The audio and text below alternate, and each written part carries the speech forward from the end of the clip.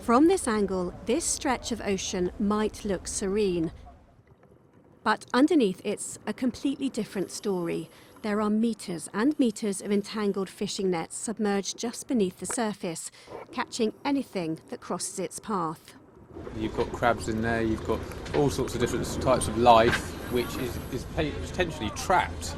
Can't escape, can't feed properly, can't go about their normal sort of lives, and ultimately the end is death for them, unfortunately.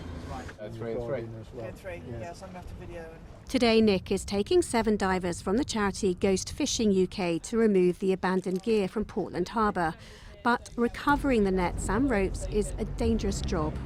It likes to snag on all sorts of bits and pieces. So as divers, we've got kit because we have to have it, and net always seems to catch itself on clips and all the rest of it.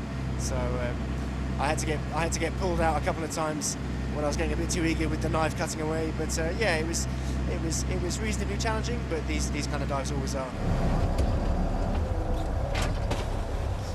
This is the second expedition here for this team. Almost 6 weeks ago, they removed a 100-metre section of this netting, and now they're back to recover the rest of it.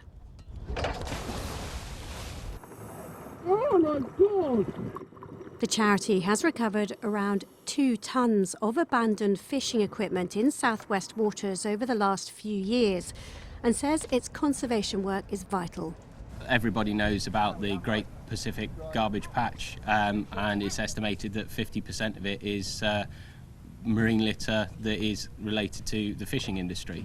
So everybody with their plastic straws and doing all their bit on land, that's brilliant, but nobody knows about what's going on under the water, and that's where we come in.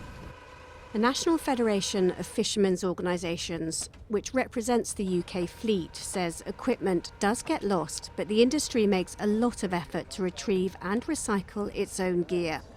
And that's what's about to happen to these nets.